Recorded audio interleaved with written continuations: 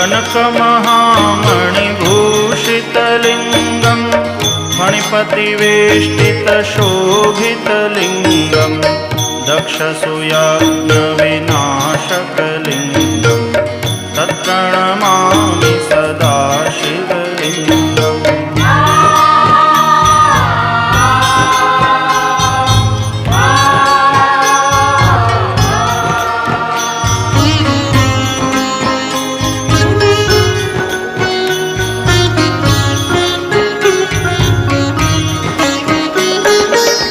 कुङ्कुमचन्दनलेपितलिङ्गं पङ्कजहारसुशोभितलिङ्गं सञ्चितपापविनाशनलिङ्गं तत्प्रणमामि सदा